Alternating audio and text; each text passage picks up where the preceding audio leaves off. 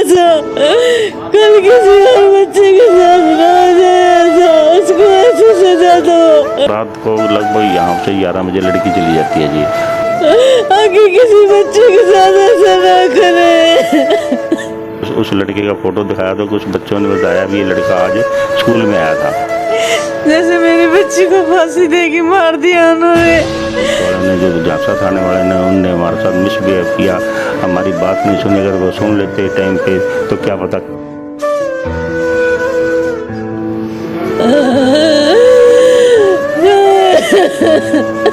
और वो कहता हुई लड़की को मैंने नहर की जो है मोटरसाइकिल से कूद के नहर में गिर गई है। कहूँगी जैसे मेरी बच्ची को मारा ऐसे मार डालो, उसको भी ऐसे मार डालो। 34 साल का वो लड़का है, 35 का जी, और ये हमारी लड़की 16 साल की। आपको न्याय नहीं मिलेगा।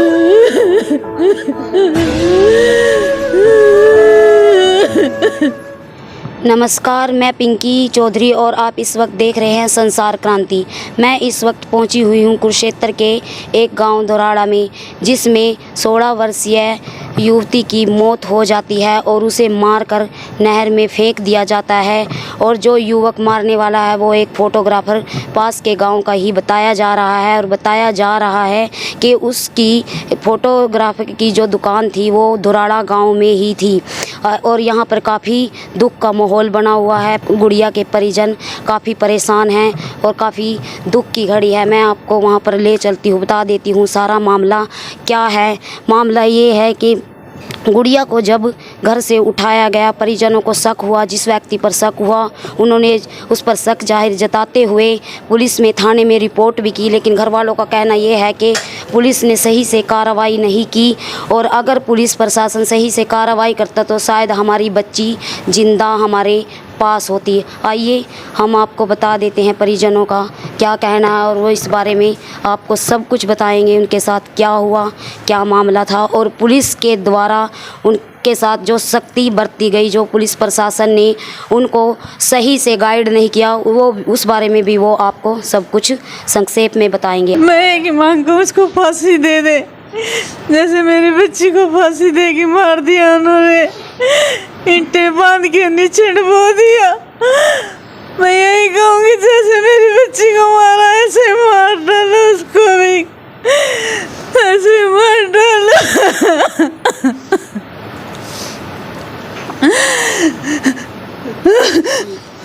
देखिए इस परिवार की हालत, देखिए इस माँ की हालत, देखिए क्या रूह नहीं कांपती उन लोगों की, प्रशासन की देख के। इसी हालत में जैसे ये हमारे सामने बोल रहे हैं, ऐसे ही रोते भी लगते। ये थाने में भी पहुँचे थे और ये थाने में गए, गुहार लगाई। क्या उन लोगों को तरस नहीं आता जो थाने में अपनी ड्यूटी पर होते हैं? क्या उनको वो इंसान नहीं है? क्या उनका गुरूर, उनका ज़मीर जागता नहीं?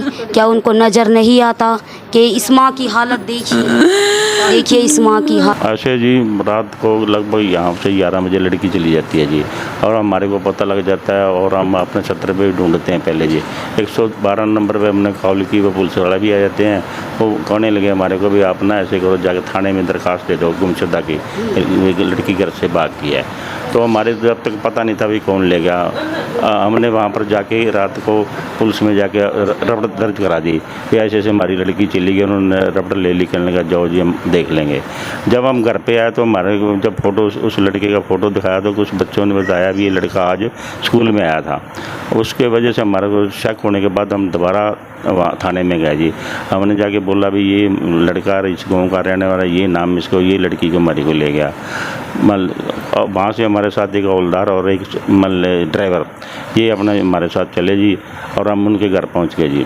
घर पहुंचने के बाद हम उसके घर जा रहे थे, चलिए पीछे से वो लड़का आ गया जी। उसको ने गाड़ी नहीं देखी, उसने भी गाड़ी खड़ी आगे पुलिस की। वो एकदम आते जब गाड़ी देखी तो इस गली में से सीधा अपने घर की तरफ भाग लिया। इससे पहले जो पुलिस वाले थे वो और हमारा भतीजा वो अपना उसके घर जा रहे थे, लगभग पहुँच गए थे, और इतने में वो पहुँच गया जी। पुलिस को देख के वो मोटरसाइकिल फटाफट घेर के अंदर बढ़ गया जी। उसके बाद में वो पुलिस वाले भी अंदर चले गए, उसको बुला के और अपना पकड़ लिया जी। हमारा जो भतीजा था उसको पुलिस वाले कहने लगे आप बाहर जाओ, हम इससे पूछताछ करते हैं। बस जी वो उससे पूछताछ करके हमने पूछा पुलिस वाला कि भी क्या बोल रहा है जी, कहाँ से आया जी।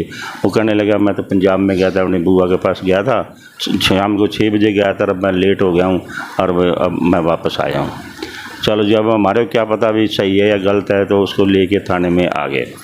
वहाँ पर आने के बाद आगे वो कहने लगे आप जाओ, तो हम आप इसको इससे पूछे पूछेंगे, जैसा भी होगा कार्रवाई करेंगे। सर जब हम आए नहीं वहाँ पर, हमें वहीं पर बैठ गए और वो उसके बाद में उनके घर से पीछे से आदमी आने चालू हो गए जी। उसका फादर आया, उसका भाई आया, और भी बंदे 10-15 बंदे अंदर पुलिस वाले को मिलते रहे। हमारे कहने लगे आप बाहर बैठो, हम बाहर बैठे रहे जी। बस जी सुबह होगी जी, हमने कहा अभी मरिया फ्राई लॉज नहीं करी आपने अभी तक, करो जी। कहने लगा लाइट नहीं है, लाइट आने पे कर लेंगे। चलो जी लाइट आ गई, पता नहीं किस टाइम आई, हमारे को कहने लगे लाइट आ गई, हमने आपकी फ्राई लॉज कर लिया जी। उसके बाद हमने क्या जी, मान लो उसके बाद उसको चाय वाय पिलाने लगे पड़े।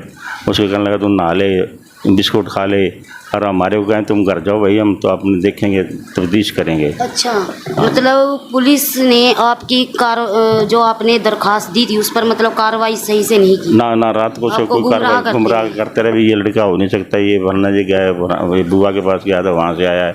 चलो जी हमने कहा भाई ठीक है, पुलिस वाले जो करे मान रहे इनके जी। उसके बाद जी फिर 8 बजे बज गए, 9 बज गए, 10 बज गए, हम वहीं बैठे रहे।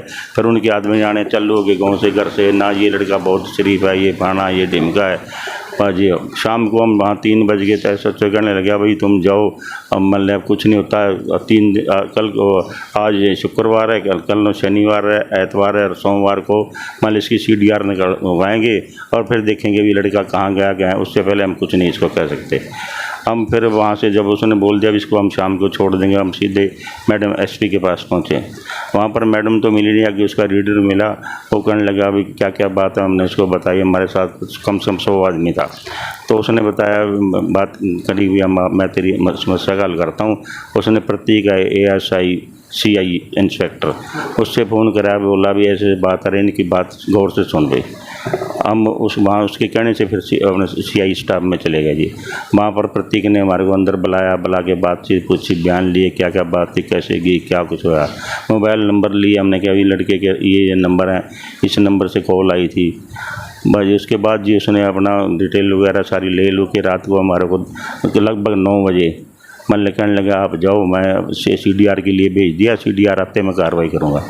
करते करते सुबह तक मतलब वो उसको घुमा के ले आए जी। तो हमने पता किया तो कहने लगा अभी कुछ नहीं बात बनी, अभी बता रहा है मैं वहाँ गया, अभी पक्का कुछ नहीं मिला जी। चल जी करते करते जी शाम होगी। शाम को फिर हमने फ़ोन किया जी, तो वो कहने लगा अभी कुछ सबूत मिले हैं, अभी मतलब पक्का नहीं कुछ कह सकते, तो कोई नहीं आज रात और देखो हम इसकी मतलब पूछताछ करते हैं। अगले दिन जी अपना 4 तारीख को जी, 4 तारीख को हमारे पास फ़ोन आ गया, भाई ऐसे बात है, भाई उसका कुछ सबूत मिला है। और वो कहता हुई लड़की को मैंने नहर की जो है मोटरसाइकिल से कूद के नहर में गिर गई है, तो अपना जी आप वहाँ चलो, नहर पे चलो, वहाँ जाकर देखते हैं। हम पुलिस वालों के साथ मतलब नहर पे गए, वहाँ ट्राई करते रहे, जहाँ गोताखोर को बुलाया। गोताखोर आने पे इससे पहले ही पता लग गया, वो लड़की तो दबखेड़ी जो है ना गाँव के पास, वहाँ मतलब नहर में है। फिर हम वहाँ नहर पे गए, वहाँ से मतलब गोताखोरों ने लड़की निकाली, उसका फ़ोटो लेते रहे और उसके बाद मेडिकल के लिए चले गए जी। मेडिकल वहाँ हुआ नहीं, फिर करनाल चले गए। और जो कि हमारे साथ मतलब पुलिस वालों ने, जो झांसा थाने वाले ने, उनने हमारे साथ मिसबिहेव किया, हमारी बात नहीं सुनी। अगर वो सुन लेते टाइम पे तो क्या पता क्यों बचाव हो सकता था। मिसबिहेव में जो पुलिस वालों ने मिसबिहेव किया, उनका रवैया कैसा था आपके प्रति, किस तरह से बात की? उनका रवैया ठीक नहीं था। करने लगा लड़का ऐसा है ही नहीं जी, हमने देख लिया, पूछ लिया, मतलब बस ये अपना क्या उन्होंने किया, कि पैसे दिए क्या नहीं दिया, ये तो हम बस वो कहने लगा भाई ये गाड़ी बेच के आया, मतलब 60,000 रुपये ले रहा है। और चलो ले रहा होगा, हमारे क्या पता गाड़ी बेच के आगे नहीं आई, तो पुलिस वाले को काम है पूछना, ये करना है, ऐसे बात हुई जी। आप क्या अपील करना चाहेंगे हमारे चैनल के माध्यम से सरकार से, जैसे उसको? हम अपील करना चाहिए भाई मुलजिम को सख्त से सख्त कार्रवाई की जाए और मतलब इसके पूछताछ करके अच्छी तरह रिजल्ट निकाल के जो भी दोषी है उसको गिरफ्तार किया जाए। मुजरिम पकड़ा गया है? मुजरिम पकड़ा गया है, अब उसके साथ और कौन है ये भी मतलब तफ्तीश की जाए। अकेला आदमी हम नहीं मानते अकेला आदमी मर्डर कर सकता है ऐसे जी। इसके तफ्तीश करने के बाद मतलब पूरा विश्वास होगा। तो हमारी प्रार्थना है कि गौर से मतलब इस केस को देखें जी। देखिए, परिवार वालों का कहना है कि मुजरिम जिसने बड़ी ही बेरहमी से मुस्कान की हत्या की, पहले वो उसे घर से लेकर जाता है, लेके जाने के बाद वो उसे उसी दिन रात को अपने बयान से बताया जा रहा है मार देता है और फिर बयान पलटता है, उसको मानता नहीं है। बड़ी ही मुश्किल से जब ये थाना झांसा में जब परिवार वाले जाते हैं, अपील लिखवाते हैं, वहाँ पर इनके साथ मिसबिहेव किया जाता है।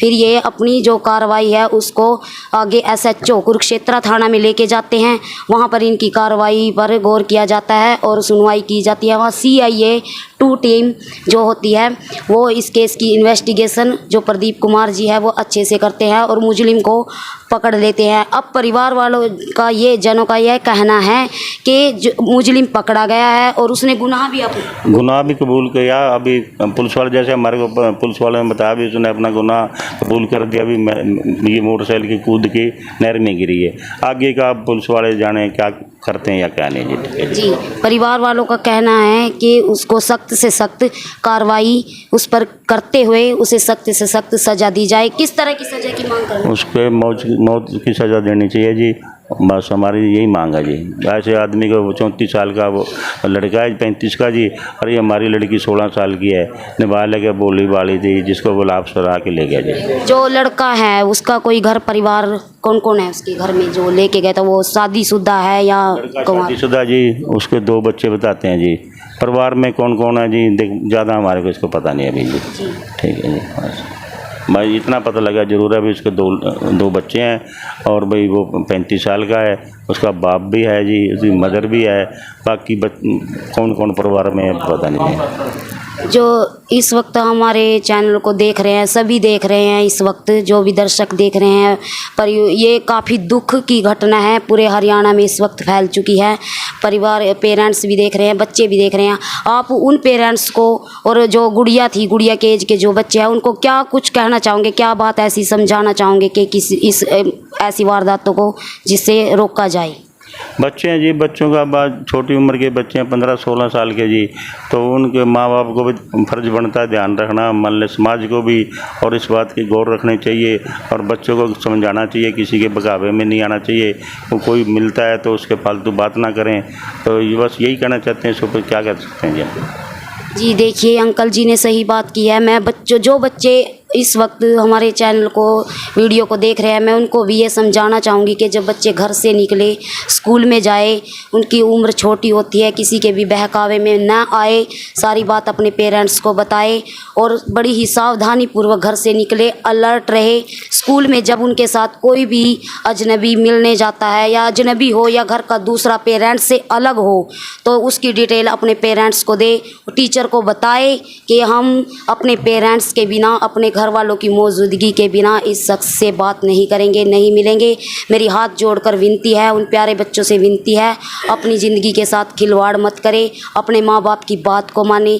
देखिए, मासूम बच्ची थी मुस्कान, बहुत ही 16 साल की लड़की थी, बहुत बच्ची थी और उसको नहीं पता था कि उसके साथ ऐसा कुछ हो जाएगा। जो व्यक्ति बताया जा रहा है वो 35-36 साल की एज का बताया जा रहा है, वो शादीशुदा है।